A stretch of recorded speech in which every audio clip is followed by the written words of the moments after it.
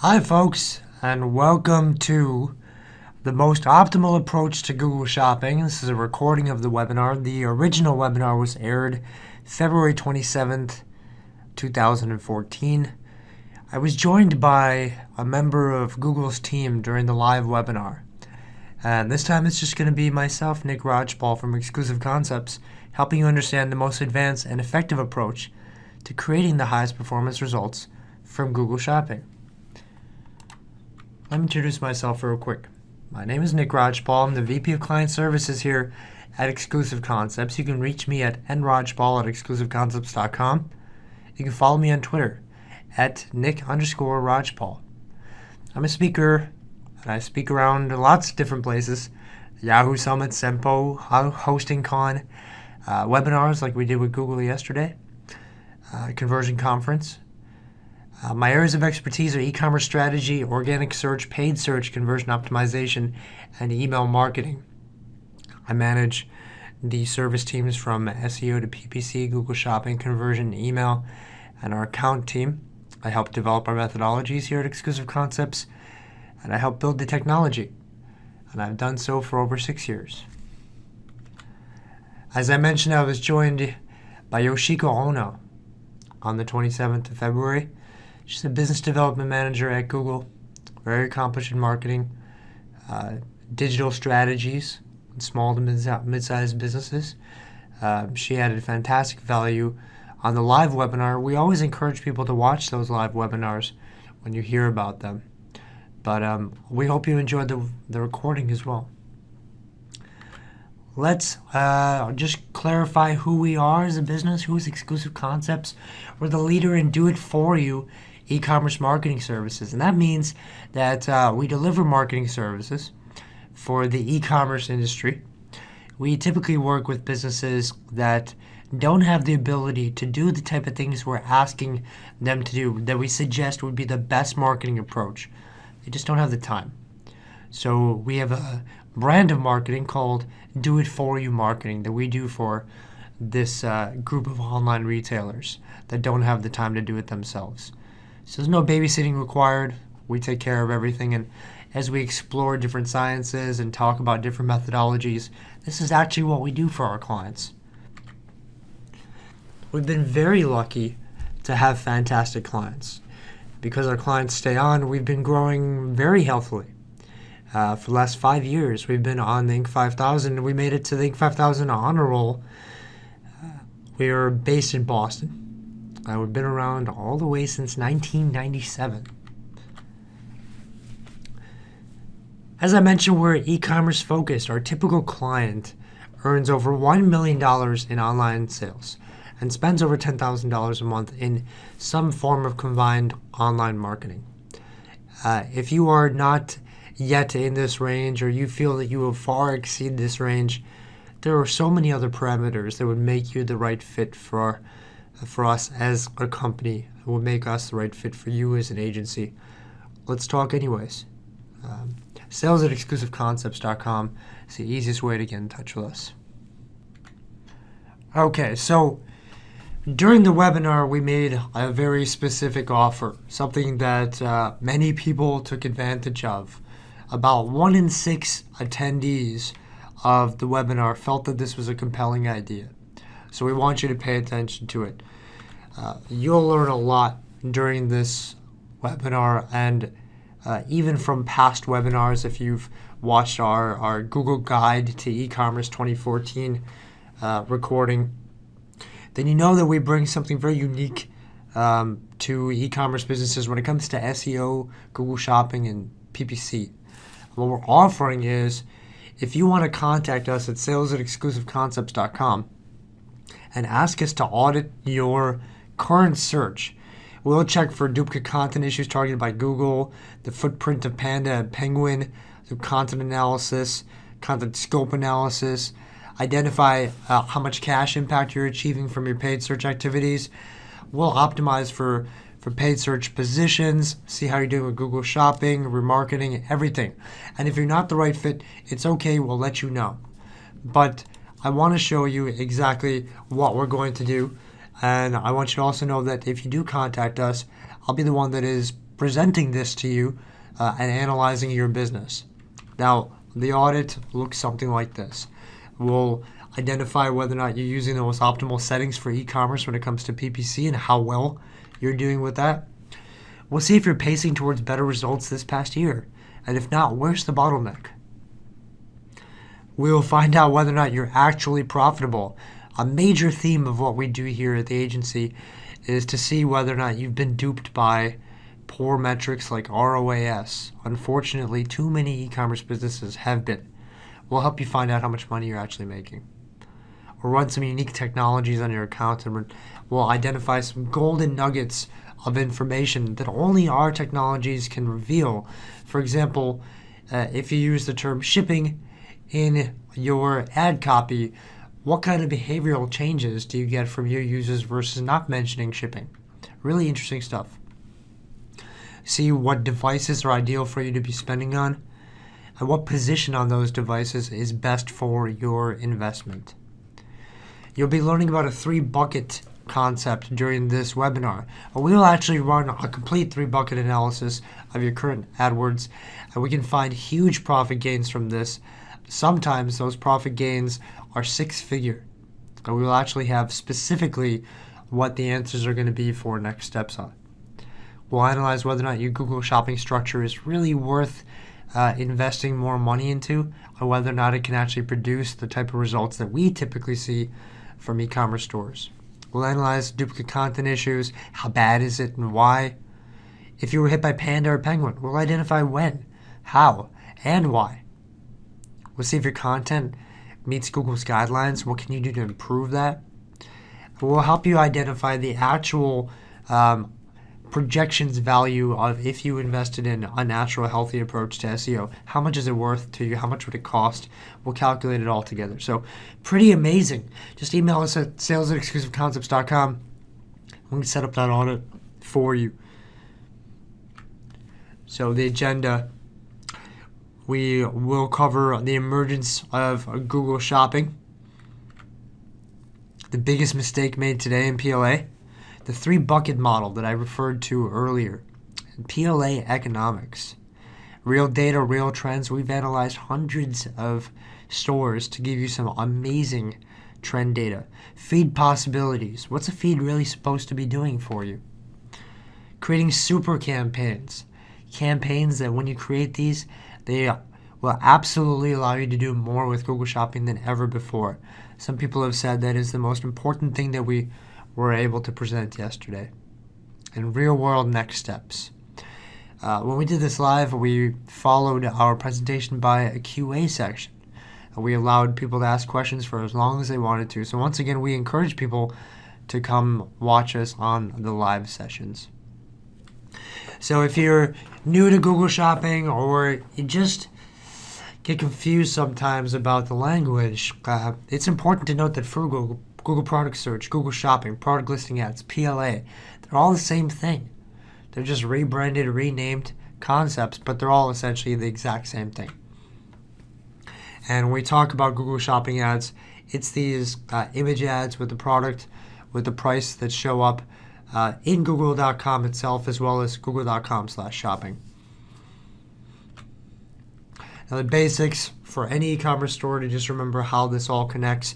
You have your e-commerce platform, your store, and the product information from that store is put together in a feed, an XML feed, where the rows are products and the columns are bits of information about each of those products. And it connects to Google Merchant Center. And through Google Merchant Center, Google is able to communicate back to you whether or not the quality of the data is good, whether or not you meet the requirements, any issues with communication, etc. But in AdWords, you're able to use the data from the feed to create segments, set your bids, etc. So on to the next section, the emergence of Google Shopping. It's poll time. We did a poll live. The vast majority of people got this right. In what year did Google start investing in the technology that is currently called Google Shopping? The answer is 2002. In 1996, Google first created its crawler called Backrub. and it was launched to crawl Stanford.edu when Larry Page and Sergey Brin started their first technology, and from Stanford.edu it started to crawl the rest of the internet. In '98 they renamed it Google, and they incorporated. In 2002, Craig Neville Manning founded invented Frugal, which was then changed to Google Product Search in 2007, and it was rebranded as Google Shopping in 2012. So if you missed any of this, it's been 12 years since Google Shopping was born. We're going to do a quick comprehensive recap. We guarantee you'll learn at least 2 new things in this section alone. More importantly, watch and understand how much Google has poured into Google Shopping. People don't really appreciate how big Google Shopping is and the seeds that have been planted to make it so much bigger in the future. It started with an invention by Craig Neville Manning, a New Zealand computer scientist who started the Manhattan office. Yoshiko, who joined us on the live version of the webinar, just saw Craig Neville Manning speak a few weeks earlier, as she works in the Manhattan office.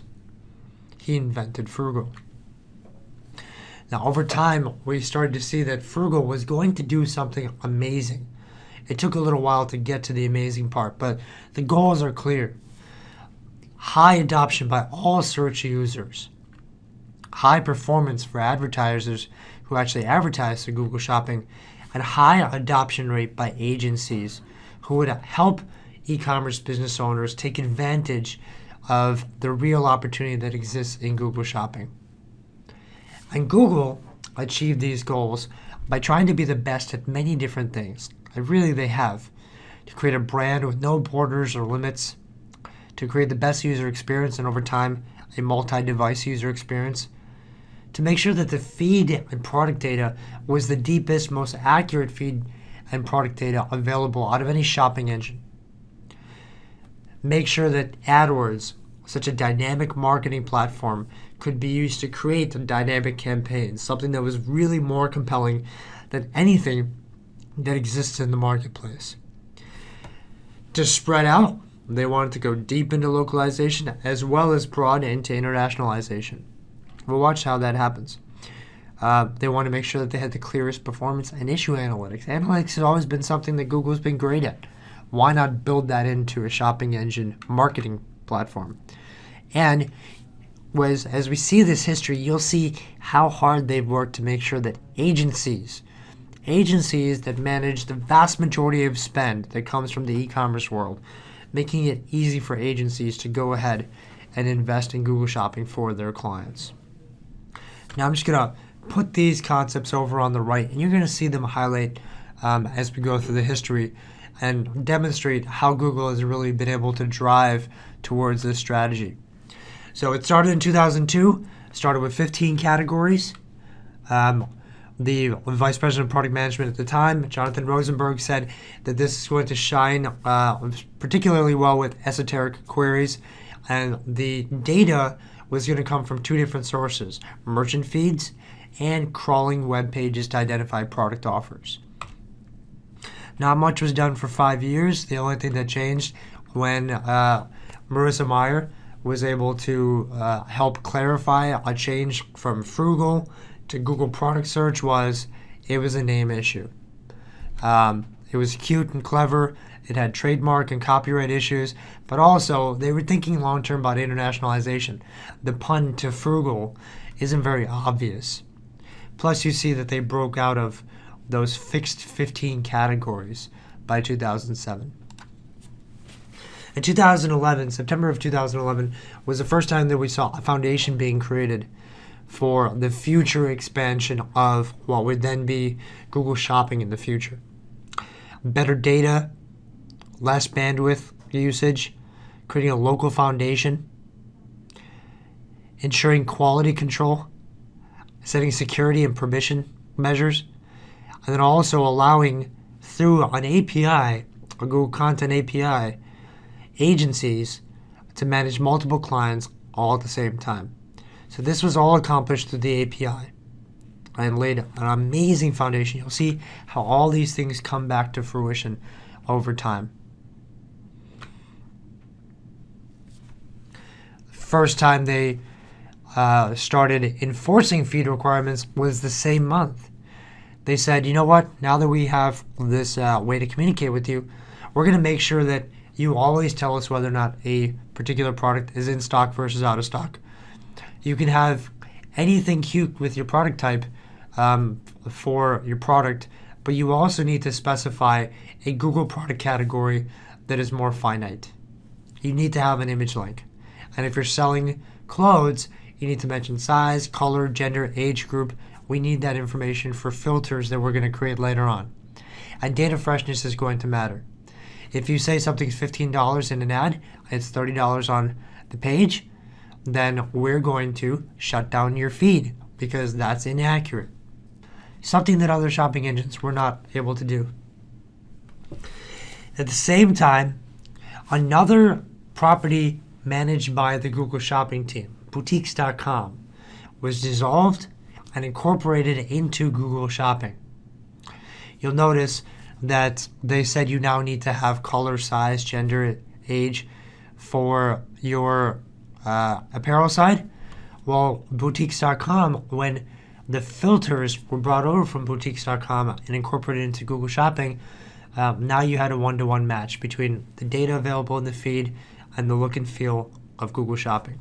There's a much sexier homepage brought from boutiques.com and interesting algorithms that allow you to match and search by similar looking products was also brought directly into Google Shopping. And then, not too many months later, in May of 2012, they announced Google Shopping, a new brand, no longer Google Product Search.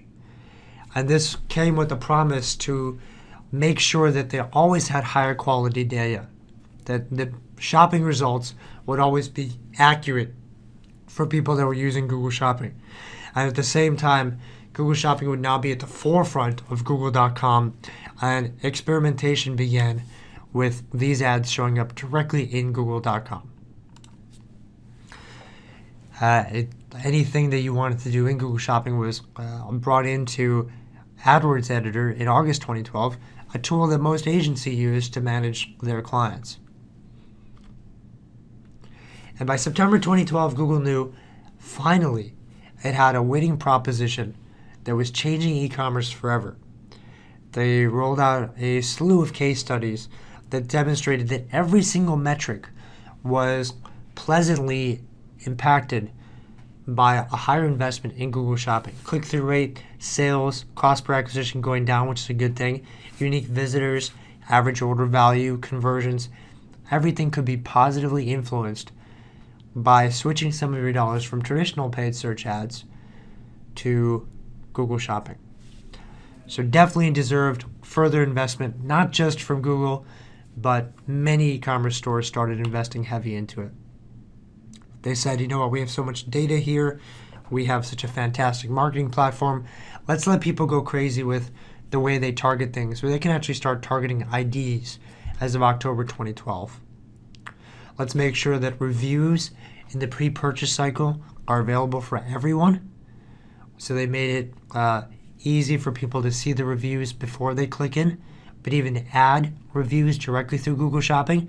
And this is great for people investing in the advertising platform of Google Shopping, because if the reviews are seen before the click is made, then you won't pay for clicks that could lead to no sale. But instead, these reviews can help encourage people to click in if they're ready to buy, and they will be more ripe to buy because they've seen positive reviews. First time expansion went international. 11 different countries were now open in February 2012 for Google Shopping. And deep localization happened at the same time. In San Francisco in September 2013, you could start ordering Google Shopping products that were local to San Fran, and you could choose any time up till 9 p.m. to have it delivered, something that Amazon was not doing. The first time Google put feet on the ground to start their in-person expansion. At the same time, they expanded the local concepts for any market where you were using Google Shopping, potentially for more express delivery in the future, but also to make sure that people could just find products that are local. Fantastic localization. It's really hard for Google to make a significant profit for its users, for its advertisers on mobile, because it's hard to make that connection. But what Google did realize in October 2013 was that PLA ads were performing better than traditional ads when it came to mobile. So they invested in things like the carousel. They saw that RevolveClothing.com had 77% higher ROAS for mobile PLA versus mobile traditional ads.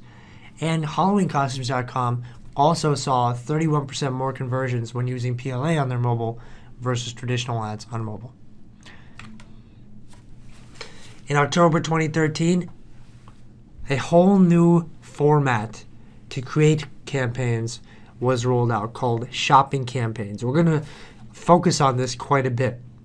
You can now create campaigns using drill downs in a very retail-centric way, categories that made sense, subcategories that make sense. You could set bids at the product group level instead of using ad groups, and this is something we will cover as well. How does that actually work? Advanced reporting is now available only if you use Google Shopping campaigns. You can see performance at the product group level or even at the ID level itself. Something that will make more sense as we explore. You can actually see how your performance metrics compare to anyone else who says they're in the same segment as you. And if you want to know whether or not increasing your bid will give you more impressions, you can actually use a projector tool that will tell you if you increase your bid by X, your impression share will increase by Y. It's a fantastic concept. It hasn't been rolled out yet, but it's rolling out very soon. And then this last December, just in holiday season, a lot of new changes came about. Shortlist allows you to do a wish list. For every device, it was made faster and easier to scroll through and navigate Google Shopping. Plus 360-degree views were introduced as well. And as of last week, the week of February 20th, Google Shopping campaigns were now available in any part of the world. It didn't mean you could target everyone in every part of the world, but you can create a campaign from any part of the world. All right, so world dominance, deep localization, so much investment and improvements in the UI, feed quality, communication with agencies. Google Shopping is so much bigger than most people think it is. They're really doing some fantastic stuff. And to that, Google is doing its job really well to make you, the e-commerce business, more money. The question is, are you reciprocating? Are you doing everything you can do? So once again, quick webinar offer reminder here. We will help you identify if you're using Google Shopping the right way and so much more. Plan out 2014 the right way. This would take you 20 hours to do on your own easily, and you'll probably get it wrong. We'll present it to you in 1 hour's time for free. So contact us at sales@exclusiveconcepts.com. It's the toll for watching this video on learning. If this means something to you, then we want you to contact us. On to the next section, folks. The biggest mistake made today. It's poll time. What single rule of thumb can help you immediately scale your PLA account by an average of 80 to 100% while reducing cost per click? About 75% of people got this right. So if you guessed A or C, you're wrong. It is B. Segmenting your products into sensible groups is really the one thing that will help you the most for future. We're going to see exactly why. So what's the biggest mistake? Having only one or two or anything less than several hundred product groups for your product listing ads. You might be using the old version of PLA, so you would have ad groups. If you use a new version of Google Shopping campaigns, they're product groups. But regardless, If you only have one or two, or anything less than several hundred, you're doing it wrong. So why? Well, this is your scenario. You typically have thousands of products as an e-commerce store, and the information points vary on those products. Different price, different product type, different brand. But also the performance points vary. The decision to invest in something doesn't always come down to how would you segment by information points like price and product type, but rather, should I invest in something because of its performance, its popularity, its conversion rate, and the margins that you would make on the sale. A lot of this data is already in the feed. ID, price, product type. If you use custom labels, you can enter things like margin. And then when that data is in your feed and you connect to Merchant Center, and then you connect Merchant Center to AdWords, you would see all of that data available for you to cut up your products using that data. You can even target individual IDs. You can get really granular with what you choose to target and how you choose to bid on it, negative keywords, everything. So why would you treat all products the same and set only one universal bid for all of your products as if they are the same? And the answer is, it's just a lot easier. That's why people do it. It's just not the best way to do it. Okay? If you write to sales@exclusiveconcepts.com, you ask for this audit. We're going to check as part of our audit whether or not you're utilizing Google Shopping the right way. Or if you're underutilizing it, we're going to tell you that you are. Okay, on to the next section. Let's start making sense of, if all product campaigns are not the way to go, then what? How do you approach Google Shopping the right way? So we're going to introduce something unique today, the 3-bucket model and PLA economics. So to understand PLA economics, let's talk U.S. economics. In 2013, the U.S. economy grew by 2.8%. Okay? 2.8% was the aggregate of almost an infinite number of activities that happened on the U.S. soil. Everyone who earned, everyone who spent, every corporation, institution, everything, all boiled together, and with the gains and the losses offset, how much growth was there in the economy? And we grew 2.8%. It's such an aggregate number that you can't tell where everything falls as activity. But we want you to think about it in a different way. We want you to think about it in the form of a graph of activities that may average to 2.8%. This is a graph of multiple activities. These are all activities in there as well that average 2.8%. Okay? Some of these activities are as low as negative 2,000%. Some are as high as positive 4,000. When you average all of them together, it's 2.8%. So just like the economy, right, where you would have in the economy pure loss, people who are unemployed, companies that go out of business in the first year, 90% of businesses go belly up in the first year. They're average into this 2.8%. The vast majority of activities that happen in the U.S. are people just trying to keep up with last year's performance. No raises from last year. Revenue for their business is no different than what they had last year. So 0% growth. But if it was just those two buckets, then the U.S. economy would dip down every single year. All the loss, all the sluggish. But there are some instances on U.S. soil where some savvy investors come together, pull together $1 million, make $50 billion off of it. This is high efficiency. This happens rarely, but it happens, and it's because this happens that we offset all of this other stuff. The sluggish, all the pure loss, and we still see growth. So if you were investing in the economy, wouldn't you love to just invest in this? Right? If there was a way to do that? Well, when we talk about Google Shopping, say you are growing by 2.8% or however you want to think about it, you have activities in your Google Shopping or in any PPC that are representative of these three buckets. You have pure loss. You have products that you invest in that don't convert, don't have the margins to support the investment, and those dollars of your spend are pure loss. Most of your dollars are probably just normal break even. And then whatever growth you have, whatever growth potential you have, really focuses down on a few products that are making the most money for you. That would be what we call bucket 3, high efficiency.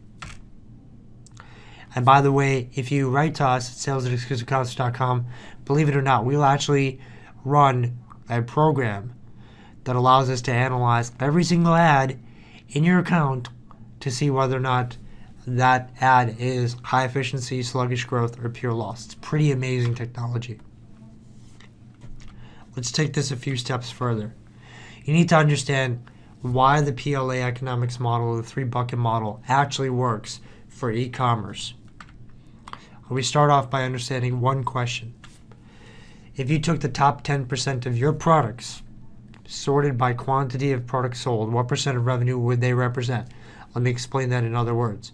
If you have 1,000 products and you sorted those 1,000 products by the quantity of products sold, so now you have them sorted by quantity sold, and you just looked at the top 100 products, 100 out of 1,000, 10%. What percent of revenue would they represent on the whole for all the 1,000 products worth of sales?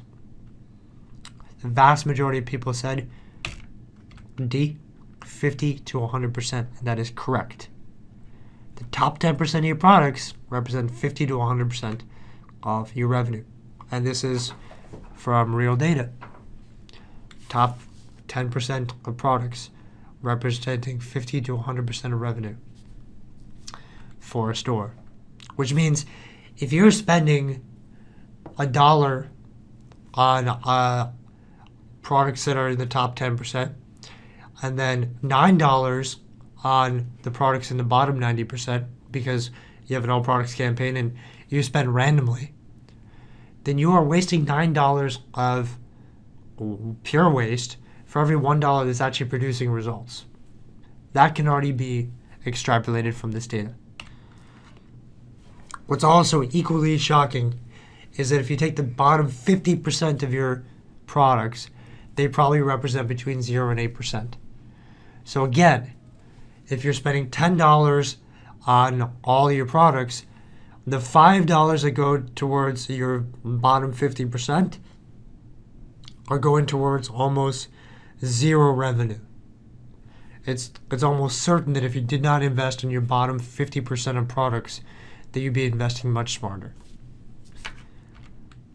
So what? Does that mean that you can shift pure lost dollars to high efficiency and improve performance? Well, that's what theoretically we're saying is possible, and the answer is absolutely. And we're going to show you trends of performance for 100% of our clients. So we aggregated the performance of 100% of our clients to prove to you that if you focus on taking dollars out of pure loss and shifting it to high efficiency, you will make more money. But first you need to understand a concept called the spread. At the aggregate, the spread is a very simple formula. It is the revenue that you make from your Google Shopping minus the cost of Google Shopping. What's the difference? But to get to that aggregate, there's a lot of activity, right? So you think about it instead about the click level. At the click level, you say all the revenue from Google Shopping divided by how many clicks I've had in Google Shopping, that is the value per click on average, minus all the cost of Google Shopping divided by clicks, that is the cost per click. So value per click minus cost per click. That is the spread of how much extra you will make minus your cost every time you get a click to your site. Okay, that's the spread. Now understand over time the spread has changed. We first opened up into Google Shopping as a service in December of 2011. It's the first time we have data. And at that time, value per click on average was $1.09. Cost per click was 51 cents. The spread was pretty healthy, 58 cents. Now, some of this data that we have are from clients that we were not managing back in the day. So some of the results that they have that are older are because they were not using our model. And a great representation of that is people who are not using our service, which at that time in July of 2012, the vast majority of our current clients were not using our service yet. Their spread was so thin. People started hearing about the success of Google Shopping. First, they were a little skittish. They said, why is Google making money off of Google Merchant now? That's ridiculous. I'm not going to pay them. Oh, everyone's making money. Let me invest in it now. So by July 2012, everyone started investing in it. My value per click versus cost per click was a spread of only 10 cents. By using our philosophy, the 3-bucket model, by taking pure loss dollars away and putting in the high efficiency, in December for our clients, the spread was $2.25. Value per click, $2.67. Cost per click, 42 cents. And that was not a fluke for December because it was shopping season. In January, it was $2.39 versus $39, a spread of $2. What's more impactful is if you see every single month the trend over time.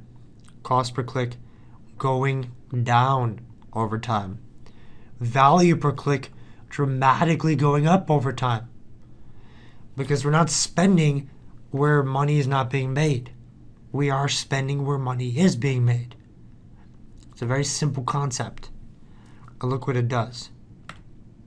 More importantly, look at this. This is just focusing in on cost per click trends. See how much it has gone down over time. Consistently gone down. You would expect that it would be the opposite, right? There's so much more competition in Google Shopping. Why would cost per click go down? That's because we're doing something right. Actually, the industry, it's the exact opposite. This is an industry release from BusinessInsider.com. Cost per click over time on PLA has dramatically gone up for the industry because it's bad management. For our clients, we just showed, it went down. It has gone down significantly from the first day that we started managing till today.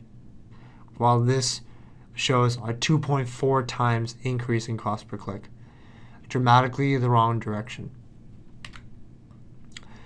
So for people who are not working with us right now, give us a chance to see whether or not you are even gaining momentum with this over time.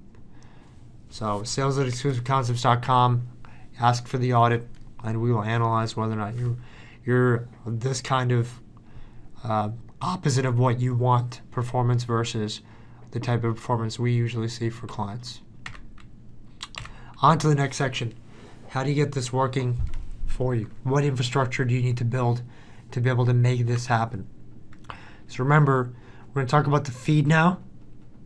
And the feed is a XML representation of your products that connects to Merchant Center and then connects to AdWords so you can create campaigns using that feed information. So what's in a feed? It's product level data that helps you do your segmentation in AdWords, helps your products become searchable by users in Google Shopping, and helps you prepare for the filter options that exist in Google Shopping. And we'll start with the infrastructural concept, segmentation.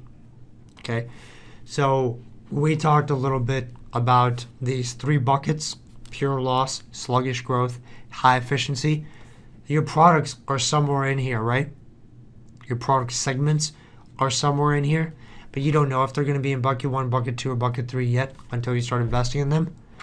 So what we do is, the first thing we do with segmentation is create segments and treat them like they're all bucket 2 sluggish and invest in them equally. Over time, some of those segments are going to rise, the cream of the crop, high efficiency, and they're going to deserve a higher bid. Some product segments are not going to do so well, and they're going to deserve a much lower bid. So what does that look like? If your value per click on bucket 3 is $5, your value per click bucket 2 is $1, value per click on bucket 1 is 20 cents, you probably set your costs in some sense of proportionality. So 20% of the value per click for bucket 3, so $1 on 5. Same thing for bucket 2, 20 cents on $1. And then a much larger spread here, if you can. Keep your cost per click incredibly low because your value per click is so low. But this is not just a proportionality method. It's not just always spend 20% of what your value per click is. That would be too small of a concept. This is bucket 1, 2, and 3. The concept is supposed to make things easier for you to be actionable. Actionable insights. So bucket 3, if you have segments that are doing really well and are high efficiency, you want to granularize your efforts, potentially down to the ID level of that segment. You want to get really aggressive about optimization. Bucket 2, you want to continue to do bid optimization to potentially improve performance and use negative filters to potentially get rid of unqualified traffic that might be holding down performance. But bucket 1 is a waste of time. Don't spend your time on bucket 1. If you know that products are never going to be even sluggish, they didn't even come to the sluggish point, then don't waste your time with them. Maybe in the future, at a cost per click of 1 cent, they may show you some life, and at that point, you can do something different with them. By the way, to recap once again, we mentioned this, sales@exclusiveconcepts.com will analyze your current 3-bucket situation for all your Google AdWords ads, not just PLA, and tell you how much of your spend is in bucket 1, bucket 2, bucket 3, and how much money you can make by switching. So when you are segmenting, see, we want these segments that we can start investing in as sluggish and see which ones will be top tier and bottom tier over time. You create those segments using the information that's already in your feed, right? So some stuff is already in your feed. Google product category is already there. It's mandatory. Product type is already there. If you're in apparel, size and color are already there. But you may have also added information to your feed. Margin tier, top sellers, season, on sale versus not on sale, a material type, a pattern description. All of that could be used for segmenting. And when you create those data points in your feed, the segments then look something like this, where you have your all products that breaks into the first most all-encompassing segment, men's versus women's, and then breaks to shirts versus pants. Then within them, margin 0 to 20% versus 20 to 40%, bestsellers versus normal. And these are standard Google Shopping campaign information, and these are custom labels that you may have created in there. So this is how you create segments from your feed information. All right. The next thing that you want to do with your feed is make sure that it becomes more searchable. There's an SEO element to feed management. So when you have an ID, make sure your ID is very relevant and clear. Make sure your title in the feed emulates the search keyword that people would type in to find this product. Make sure the description uses strong search terms and is very unique. The SEO concept of uniqueness does play in when your description is unique. Google product category, make sure it's at least 3 levels deep. Make sure your product type is not just created from your breadcrumbs, but it's fully customized, relevant, and very optimized for keywords.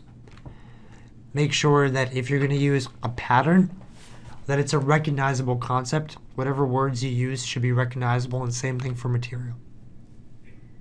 Okay, so this is how you would start showing up better for keywords. People ask all the time, how come I'm not showing up for a particular keyword for my product? This is how you start showing up. But remember, same variables can also be used for filters. When you're talking about filters, you don't want to get unique. You don't want to get cute with it. You want to be recognizable. For filters, use the variables that are meaningful to your audience. You can mimic your site's filter system, so the information that's in there. You can type in keywords in your category and see what filters show up, because it's different for different categories. Then you can create the filter information based on that. And remember, unique is not good here. Standardized is much better. Okay, so moving from feeds, how do feeds feed into super campaigns? Well, what's a super campaign? A super campaign is a campaign whose infrastructure allows for sensible, profit-oriented decision-making and profit-oriented actions. So where does this happen? It's not at the feed level. It's not a merchant center that's checking for quality of data. It's in AdWords that is using the data from the feed to create campaigns. Okay, so we looked at what that would look like, right? So your standard Google Shopping campaign information, you keep fragmenting it down into subsections, even using custom labels. A super campaign would use custom labels like this: margin information. Remember, we're thinking about profit-oriented decisions. Margin information would help us a lot in making those decisions. But first thing you want to do is cut down what you're focused on. It should be a sensibly reduced focus of your site. Men's shirts is sensibly reduced. So with everything else excluded, this can become your new Google Shopping men's shirts campaign. And an example of a product group will be anything in the full lineage, down to the bottom. So we start here, bestsellers, margin 20 to 40% shirts, men's. This men's shirts, 20 to 40% bestsellers, becomes the product group. So full lineage, and you only bid at that level. This is what it looks like, right? So we saw men's shirts, 20 to 40% bestsellers. That is the level that you bid at. No higher.